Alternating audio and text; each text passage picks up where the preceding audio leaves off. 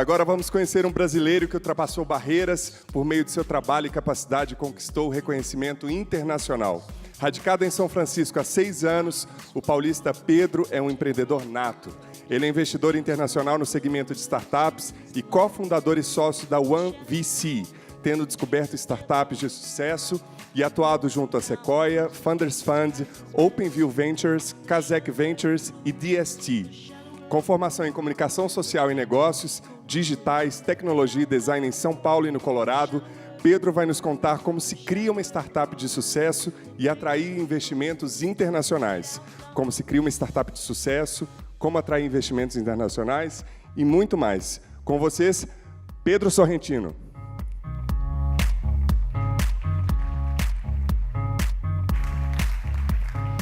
Oi, pessoal. Boa tarde. Tudo bem? Prazer estar aqui com vocês. Super agradeço o convite da Flora. E estou aqui hoje para conversar um pouco mais sobre o que a gente faz. Eu sou fundador da One VC, nós somos um fundo de 20 milhões de dólares que investe 70% do capital nos Estados Unidos. Eu fico em São Francisco, no Vale, já moro nos Estados Unidos há 10 anos, há 6 anos na Bay Area.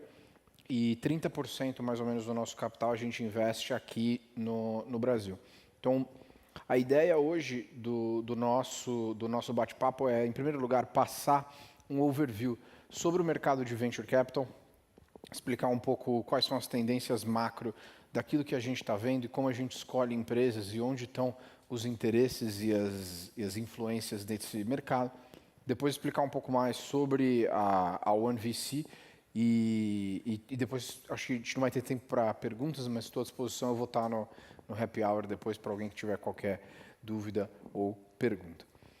Em primeiro lugar, assim, eu acho que vale a pena a gente situar o tamanho do Venture Capital dentro do mercado de capitais. Se pensar assim, mercado de capitais é o tamanho da água do oceano, Alternative Assets é do tamanho de um banheiro e Private Equity é a banheira, Venture Capital é a pia. Então, assim, nós somos pequenos, não é um mercado gigantesco. Então, você teve aí, foram 71 bilhões de dólares investidos só em 2018 até o terceiro quarto desse ano em startups. E com cerca de 4.116 deals. O tamanho dos deals tem subido e a gente tem visto uma concentração muito grande. Então, hoje o que acaba acontecendo é que você tem menos startups levantando mais dinheiro.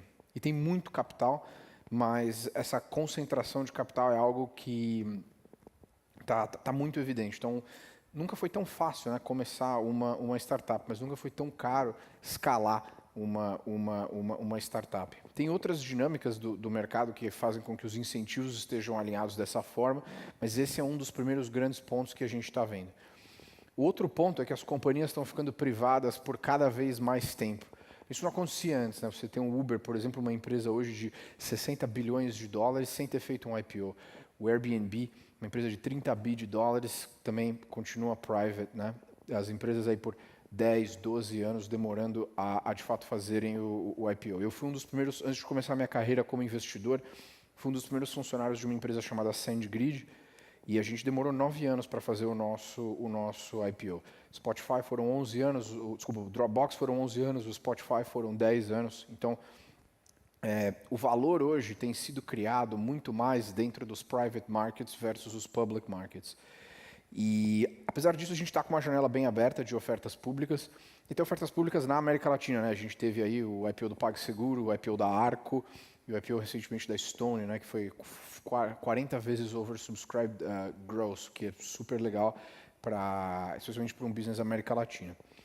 Mas, assim, se você tivesse comprado ação da Oracle, da Apple, da Microsoft no chão do IPO, você teria feito múltiplos aí de 100, 200, 300, às vezes até 700 vezes o seu capital se você tivesse segurado isso até hoje. Não é o caso mais de você conseguir encontrar esse tipo de retorno em public companies. Às vezes você triplica, quadriplica o seu capital, mas você fazer triple digit returns muito, muito, muito difícil mesmo. Então, a gente sempre diz que o capital busca retornos e é por isso que você tem um fluxo de capital gigantesco indo para private markets. Você tem um gigante, que basicamente é o Vision Fund, que até felizmente já teve interesse em investir em algumas das nossas empresas do portfólio da One.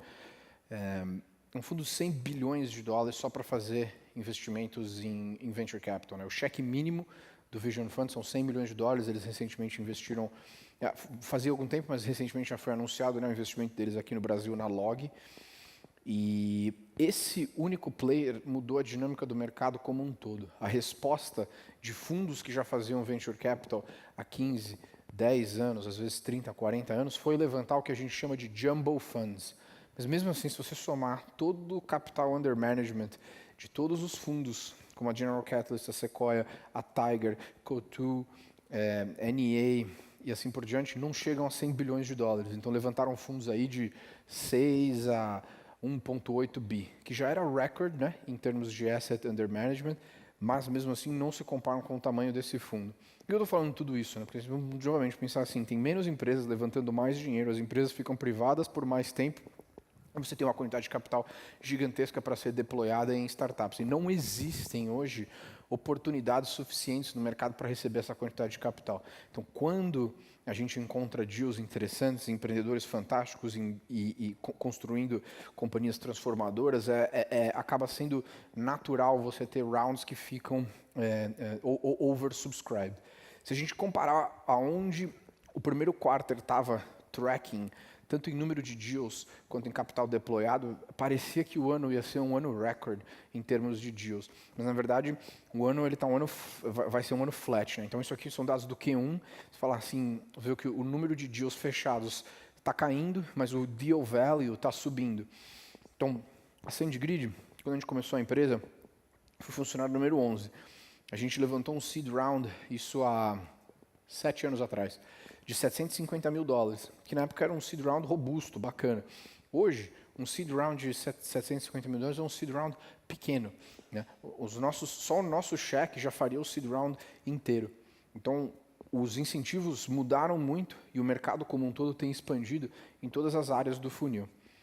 Né? Aí, se você atualizar para os dados do terceiro quarter, está bem evidente que a gente vai chegar aí até no máximo provavelmente 5 mil e poucas deals em venture capital nos Estados Unidos nesse ano. Então, tendo um ano relativamente flat. Então, essa concentração, ela continua. Né? E, obviamente, que se você fizer a distribuição dentro dos estágios, né, você tem muito mais capital indo para later stage. Então, é fato que os investidores estão buscando investir em companhias que têm menos risco e uma janela de liquidez maior. Mas o número de deals que tem acontecido continua sendo muito grande dentro do seed. Né? E agora o tamanho dos rounds é isso aqui que a gente estava comentando antes. Né? Ele tem subido cerca de 20% em todos os estágios. Então, os incentivos acabam mudando e você hoje, quer dizer, fala assim, eu sou empreendedor, vou começar uma startup. Você vai ter vários big corporates aí já te dando, tem né, que te faz programa de aceleração que não pega equity, te dá acesso às conexões corporativas, te dá crédito de hosting. Assim, a gente vive num mundo hoje que tem recursos abundantes para quem está iniciando a startup. Porém, nunca foi tão caro você escalar um business, né? E o capitalismo não perdoa ninguém. Então, a gente vê que, apesar dos rounds estarem subindo e os fundos estarem altamente capitalizados, o número de deals continua caindo. E o tempo médio do exit continua subindo. Então, a gente está falando aqui de... Quando a gente investe numa empresa na OneVC, a gente sempre pensa assim, será que só com esse cheque, sem eu fazer nenhum round de follow-on, eu consigo retornar o meu fundo inteiro? E é uma visão bem agressiva de construção de portfólio que a gente tem. Quando a gente pensa isso, a gente tem que entender que uma empresa hoje, que às vezes tem 3, 10 pessoas, vai conseguir se tornar uma companhia multibilionária em 5, 6, 7, 10 anos. Né? O tempo médio de exit tem subido, mas os grandes outcomes chegam a demorar uma década, né? Para terem a saída. A distribuição de venture capital está altamente focada na Califórnia e, francamente, assim, eu sou de São Paulo, adoro morar aqui, mas não moro aqui porque há muitos anos já, porque é muito mais eficiente para o meu business estar em São Francisco. Né? Você tem ali 60% de todo o capital em venture capital acontece na Bay Area, né? E 40% de todos os deals. E quando a gente olha a diferença da distribuição de capital dentro do seed, que é o que a gente faz, São Francisco está assim muito, mas muito acima dos outros mercados. Já vivendo lá há alguns anos, o que eu costumo dizer sobre São Francisco é que ela é uma monocultura né, com uma alta diversidade racial. Então, você tem pessoas do mundo todo, mas todo mundo meio que pensa igual. E isso é eficiente do ponto de vista de business. Uma coisa muito importante, você pensar em venture capital, como que o asset class funciona como um todo, né? Ele funciona com essa dinâmica de power law. O que é power law? Basicamente assim, se você for fazer investimentos em venture capital, os 100 melhores investimentos em um ano retornam quase que o asset class inteiro. Então a gente está falando em um jogo de alta concentração, no qual nós, como fundo, temos que ser capazes de olhar todas as oportunidades, rapidamente tomar decisões, mas investir nesse pessoal que de fato vão ser as top 100 empresas naquele ano. E se a gente ainda faz o breakdown dos top 100 deals dentro de um vintage, os múltiplos sobre retorno de capital investido são ainda mais altos. Então, as top 10 empresas costumam retornar aí de 140 vezes o capital investido a 18 vezes, versus, se vocês olharem as barras azuis aqui, os múltiplos ainda são menores. Isso quando a gente está falando só das top 100 empresas em um ano, em um mercado que aí você tem cerca de 5 mil deals só dentro dos Estados Unidos. Então, é um dia a dia e um business super difícil. Para vocês terem uma noção, pelo menos no seed, né, o nosso funil hoje, ele converte a 0,5%. Então, 0,5% das pessoas que a gente se encontra recebem um investimento da OneVC. Então, a gente quer fazer cerca de 30 investimentos aí nos próximos 3 anos. Então, tem que falar com mais ou menos 6 a 7 CEOs todos os dias. Né? E a gente vira profissional em falar não para as pessoas, de uma forma educada. Então, assim, o número de fundos ele estava muito quente. O ano de 2015 e 2016 foram anos muito quentes. 2017 também.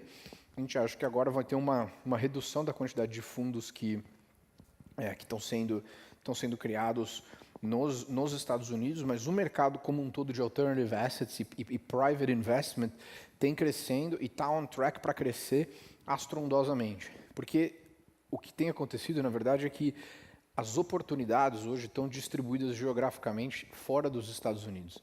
Esse slide aqui ele mostra basicamente os índices de TVPI, que é Total Value per Investment, em uma distribuição geográfica em vintages diferentes. Então, em cima, a gente está olhando ali, né, são todos os investimentos que foram feitos de 1995 a 2009. Essa coluna que tem essa barra laranja maior aqui, está falando de deals que retornaram a mais do que 3 vezes o capital investido. E você vê que tem 51% desse investimento que aconteceram nos Estados Unidos, é na Califórnia. Então, uma alta concentração geográfica no Vale do Silício até o ano de 2009. Se você olha os vintages de 2010 a 2014, a Califórnia, em termos de retornos, para 3 vezes o capital investido, caiu pela metade, com uma expansão enorme para mercados emergentes, ou seja, a América Latina e a China. Eu acredito que o mercado chinês de venture capital vai superar o mercado americano em menos de 2 anos. Né? A China tinha uma reputação muito grande em ser simplesmente um lugar que copiava tudo que eles viam na América, para hoje já de fato, pela massa crítica que eles têm de humanos e um work ethics insano. Né? Na China eles falam aquele modelo 996, né? Você trabalha das 9 da manhã às 9 da noite, 6 vezes por dia, já superando os Estados Unidos. A gente acredita que o mercado de assets under management, de alternative assets, né, e private markets vai chegar a 14 trilhões ali por volta de 2023, com essa divisão de hedge funds, venture capital, private equity e real estate. Então, ainda tem muito espaço para crescer e mesmo quando a gente tiver essa grande correção macroeconômica que deve vir aí nos próximos 2 anos, o mercado privado de investimentos em tecnologia provavelmente não deve sofrer tanto. Eu acredito que o que deve acontecer é um reajuste no preço no qual a gente está disposto a pagar pelas empresas, mas o capital vai continuar sendo investido porque ele já foi todo levantado. Contando um pouco sobre a OneVC e a nossa heurística de investimentos, como é que a gente pensa quando a gente vai investir em alguém? O primeiro ponto, são 6 buckets principais quando a gente vai olhar uma startup. Número 1 é o tamanho do mercado. Nós não investimos em gente que vai atrás de mercado pequeno. O mínimo para nós é um mercado bottoms-up de 2 bilhões de dólares. Né? Então, você tem que olhar o modelo econômico da empresa e entender que tem um pool de receita para ser capturado ali de no mínimo 2 bi de dólar em até 5 anos. E por que isso é importante? Porque para você ter retornos multibilionários ou de centenas de milhões de dólares dentro de uma startup, isso só acontece se você investir numa companhia que tem um mercado enorme potencial, né? Então, isso já elimina uma grande, assim, eu diria que 60% das startups no Brasil, porque às vezes os empreendedores brasileiros, não todos, isso tem mudado, vão atrás de mercados locais que não são grandes o suficiente para o play que a gente joga, né? Porque levantar dinheiro conosco é estar na frente de todos os melhores fundos do Vale do Silício daqui a 12 meses, né? Porque a gente faz esse trabalho e já estamos lá há alguns anos. Então, primeiro ponto, mercado grande. Segundo ponto são as pessoas. Não é fácil construir uma empresa multibilionária. E eu, pessoalmente, detesto esse poperô de empreendedor, de founder no palco. As pessoas glorificam demais o empreendedorismo, quando que, na verdade, eu costumo dizer que começar uma empresa é, né, mastigar vidro de café da manhã enquanto você engole o próprio sangue na sua boca, você tem que sorrir, né? Então, assim, não é fácil, não é para qualquer um. Então, é importante, de fato, a gente trabalhar com pessoas que têm um alto grau de determinação, resiliência e pensamento a longo prazo, que conseguem executar muito rápido. A gente costuma gostar de gente que sofreu algum tipo de trauma na vida e superou isso. Essas são as melhores pessoas, né? E o último ponto, assim, desses primeiros 3, né, são 6, desculpa, são produtos transformacionais. Então, o produto hoje ele é 10 vezes melhor do que a experiência que estava a experiência anterior. Por quê? Como que você validou isso? E leva para um próximo ponto, que é de fato construir algo que as pessoas querem. Tem muito empreendedor que não passa, empreendedora, não passam muito tempo validando a ideia, conversando com clientes, conversando com shareholders e rapidamente iterando, fazendo perguntas e respostas para saber que você está construindo alguma coisa que o mundo quer e precisa. O outro ponto é, além de você ter esse product market fit, né, com o seu minimal viable product, é como que os co-founders se conheceram. Então por que muitas vezes grande parte dos investimentos de venture capital vão para founders que fizeram universidade juntos? Porque essas pessoas já passaram por várias dinâmicas, né? Você já teve que fazer trabalho e deve ter tido alguma semana que você estava fudido, seu amigo teve que assinar por você e vice-versa. E como se lida com isso? E todos os conflitos, vocês já viajaram juntos, né? Você quer fazer um teste de estresse de qualquer relacionamento pessoal ou profissional, viaja com a pessoa, né? Toma muita decisão junto. Então a gente gosta de pessoas que já trabalharam juntos muitas vezes, porque ajuda, porque não vai ser fácil, porque vão ter conflitos e muitas vezes as empresas quebram, porque ou elas constroem alguma coisa que o mundo não quer, ou os founders brigam, e o último ponto, obviamente, é a sua capacidade de levantar dinheiro. Então, se não adianta você esperar que o investidor vai levantar dinheiro por você, a gente tem todas as conexões, consegue colocar em todas as salas de reunião necessárias, mas quem faz o pitch é o empreendedor, não somos nós. Então, nós emprestamos a nossa credibilidade e, hopefully, a nossa experiência para isso, mas a sua capacidade de levantar dinheiro é muito importante para você conseguir levantar mais dinheiro. Então, ela tem uma correlação diretamente proporcional com o quão bom o founder é como comunicador. Então, quem se comunica bem consegue levantar dinheiro porque consegue contar uma história boa e consegue vender e consegue recrutar gente. Então, a capacidade e a eloquência de comunicação em inglês e em português para nós é necessária. Eu, quando faço primeira reunião com founders que são estrangeiros, quer dizer, no caso, todos os estrangeiros eu falo inglês, mas quando é brasileiro a gente fala em português, eu começo a falar inglês no meio da reunião sem avisar. E se o cara bomba no inglês, a gente já eliminamos ele do nosso funil, porque não tem para o que a gente faz, né, ele tem que ser capaz de contar a história dele de uma forma muito bem feita em ambas as línguas. Nos últimos 5 anos, né, então antes da gente montar a OneVC, hoje nós já temos 5 empresas investidas no portfólio, mas nós somos um grupo de 5 sócios que nós investimos em 71 empresas nos últimos 5 anos e fizemos 7,7 vezes o capital investido. Então a gente teve 27 saídas em 5 anos, que foi o que nos permitiu, de fato, montar uma gestora mais institucionalizada para algo que a gente já vinha fazendo na física, né? Vou pular aqui esse slide, mas enfim, eu fico em São Francisco, a gente tem um outro sócio aqui em São Paulo, que é o Arthur, e uma série de venture partners aí espalhados ou em Londres, no Vale, e aqui em São Paulo. Então, uma coisa que eu queria tocar em alguns pontos, basicamente, é como que você faz para levantar capital no Vale do Silício.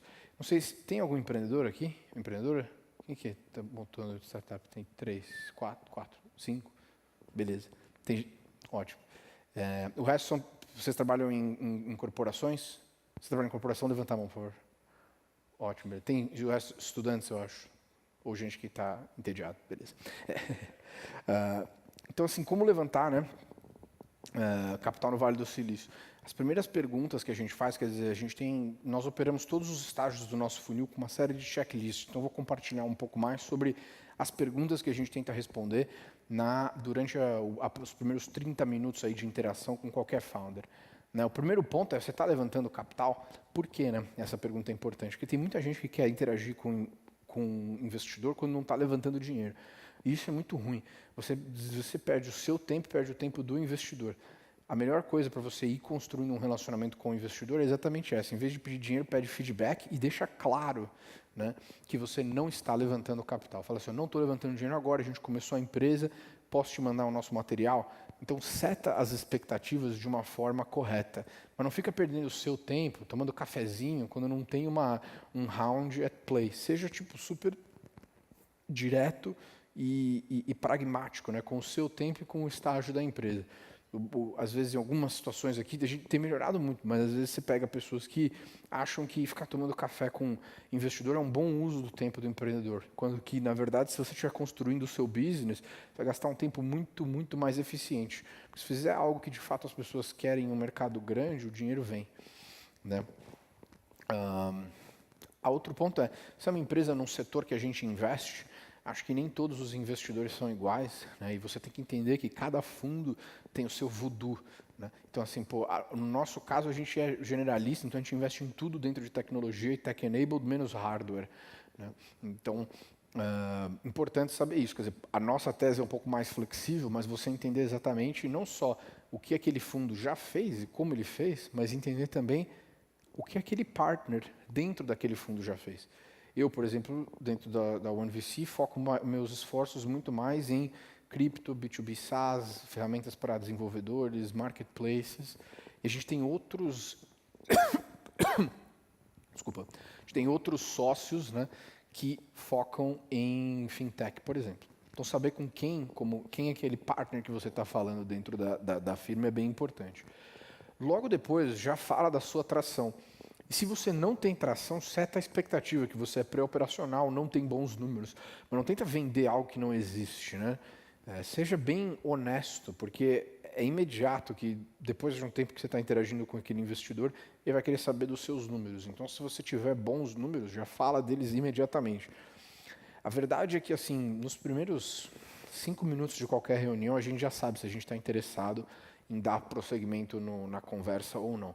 Porque os melhores founders são pragmáticos e chegam e falam, bom, isso aqui que a gente tem, esse é o traction, esses são os nossos clientes, não tem nada daquela bobagem de falar assim, mas isso aqui é confidencial, eu não posso falar, se você tem um NDA, etc. e tal. Toda vez que a gente ouve isso, no geral, para nós, já não faz nem sentido continuar, assim, porque a gente se reúne com tantos CEOs em um dia que a gente vê muita coisa, nenhum VC assina NDA, né? Outro ponto importante para a gente entender é, de fato, quanto a empresa tem de caixa e quanto ela está queimando de caixa. Né? Nem sempre, é raro até, mas às vezes a gente vê empresas que são profitable, mas, no geral, a gente investe em empresas que queimam caixa. E isso é ok. Né? É exatamente isso que a gente faz, porque o nosso foco é a saída no longo prazo. Então, entender essa dinâmica de quantos meses a empresa tem até ela ficar sem dinheiro é bastante importante. A gente costuma dizer que o threshold máximo para você sair para um próximo round de fundraising são 6 meses. Né? Menos do que isso, você já começa a entrar numa zona de perigo. Se por qualquer aventura o mercado não estiver interessado em investir em você, a sua empresa pode morrer. Então, não deixa passar né, tenho 6 meses de caixa, é o limite para você sair para levantar um próximo round. Então, né, para nós, entender como que você pensa sobre as suas métricas e muito mais do que você falar, você mostrar e nos dar acesso. Então, bons empreendedores têm um data room preparado, eles montam gráficos que são não cumulativos para mostrar growth, as coisas são bem organizadas, são bem legendadas, e quando você está falando com o investidor, todos os pequenos detalhes vão ser julgados com relação a se você chega no horário, como você responde e-mail, em quanto tempo você responde todos os requests, se os materiais são bem feitos ou não, porque A realidade é que o nível de informação, quando você está investindo em startups, ele é tão imperfeito e tão impreciso que a gente precisa da maior quantidade de dados possíveis e imaginários para poder chegar nessa conclusão.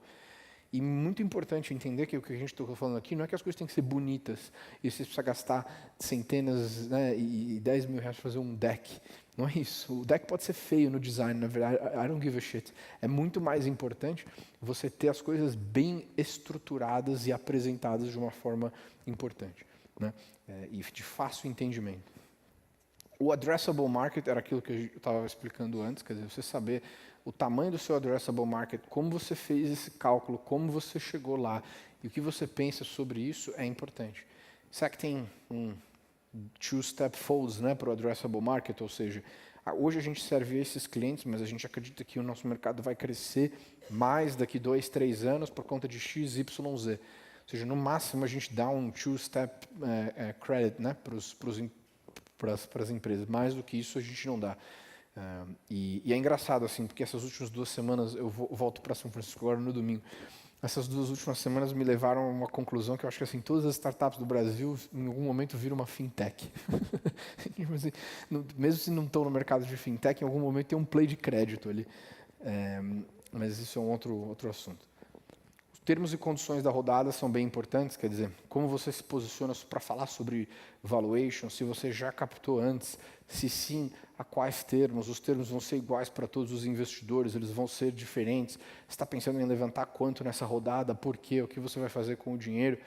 E eu acredito que assim, não tenha medo de negociar com o investidor já na cara, ou pelo menos dar um range do que você está imaginando de valuation. Só diria uma coisa, não coloque no seu deck a expectativa de valuation. Porque o que vai acontecer com esse seu material é que ele vai flutuar no inbox de todos os partners, às vezes de pessoas fora de outros lugares. Quer dizer, assuma que tudo que você colocou no seu deck em algum momento vai chegar aos olhos de alguém.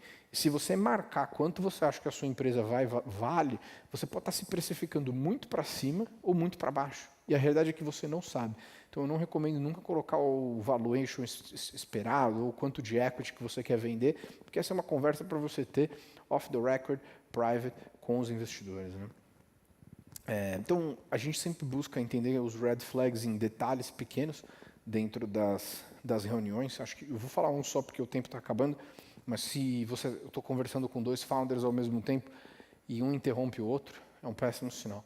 Então tem vários exemplos de red flags: inconsistência nas respostas, não ser pragmático, não falar as coisas direto ao ponto, não ser data-driven, mas essa de interromper, a gente já vê que é um sinal que constantemente leva a brigas no futuro. Você tem que ter um membro full-time técnico da sua empresa. Eu vejo que os mercados emergentes como um todo, né, eu tenho um outro fundo além da One, que investe na Ásia, na Índia, na África, e a gente percebe que existe uma cultura de que assim as minhas ideias são maravilhosas e o único que eu preciso é contratar um programador para botar elas em prática, e esse alinhamento de interesses é uma merda, não funciona, não é assim que se constrói empresa de tecnologia de verdade. Você tem que ter um full-time technical member, então nego que contrata software house para fazer a ideia, a gente está fora desse tipo de coisa e fala, legal, parabéns, mas fala com a gente quando você tiver contratar alguém full-time, né? Ter uma noção do seu mercado, do seu benchmark competitivo é bastante importante, sem aquelas matrizes, né, que assim, você põe o seu logo no topo na direita. Isso é meio óbvio, né? Então assim, é difícil você fazer um competitive slide bem feito, com bons parâmetros comparativos, mas é bem importante, de fato, você ser educado sobre a sua competição e explicar por que você é diferente e por que agora, né? Timing é muito importante. E depois essa questão do diferencial com sustentabilidade aqui ao longo do tempo, porque você vai ganhar e se tornar um monopólio. A gente gosta de investir em monopólios, né? Então o Facebook é um claro monopólio, Google é um claro monopólio, Uber é um claro monopólio. A não ser que, enfim, sei lá, você pesquise no Bing e adore pegar táxi, né? Tem gente também. Mas o preço tem a ver com termos e condições, mas é de fato chegar em um preço que ele clears the market, né, mentalmente. Que ele não seja necessariamente muito barato para você se diluir muito, mas que ele também não seja muito caro para para que simplesmente a gente fique completamente assim turned off para de fato fazer o investimento. Então recomendo sempre que os nossos founders não joguem o fundraising jiu-jitsu, né? O cap table é muito importante, então a gente entender onde estão os alinhamentos de interesses e o quanto da empresa cada fundador tem e por quê e como isso vai funcionar no futuro. Às vezes, como é muito difícil construir uma startup, se você começa do dia 1 tendo 2% da empresa, vão passar alguns anos e vai dar alguma merda. E aí você vai falar, putz, mas eu só tenho 1% disso aqui, mesmo que eu vou ficar aqui. Então, esse alinhamento de interesses ele é bastante importante. E construir um plano de stock options também para os funcionários é algo que a gente acredita ser fundamental, né? Para que, de fato, você tenha aquela mentalidade que a gente gosta muito do pessoal da 3G, por exemplo, que é a mentalidade de dono, né? Obviamente, a gente quer sempre entender quantas pessoas hoje tem na companhia e o que elas fazem, para quem elas reportam e como é essa distribuição. E, por último, né, como você vai usar os proceeds desse round e do ponto de vista de métricas, aonde que esse round vai te levar e como você vai chegar lá, né? Então, a verdade é que assim, o último ponto que a gente sempre se pergunta é essa questão de, né, what if, ou seja, se esse business funcionasse no fullest extension que ele pudesse funcionar, o que aconteceria? Você tem o caso, por exemplo, de todas as coisas que você pode construir em cima de uma companhia como Uber ou Airbnb, mas aqui nesse caso também, em vários momentos, né, essa questão de exploração espacial, cloud computing, carros elétricos e cripto, todo mundo acreditava que tudo isso era uma bobagem, eram projetos, hobbies que não iam funcionar, até que eles começaram a funcionar. Então a gente sempre se questiona isso, ou seja, as melhores startups às vezes parecem projetos ingênuos, meio bobos, assim, tá? E para nós é um dia a dia de alta disciplina para que a gente não seja cego com o confirmation bias e consiga tomar decisões eloquentes sobre investimento. Então, é isso aí, gente. Muito obrigado. Se tiver qualquer dúvida, esse é meu e-mail, esse aqui é meu WhatsApp. Fiquem à vontade para entrar em contato, tá bom? Obrigado.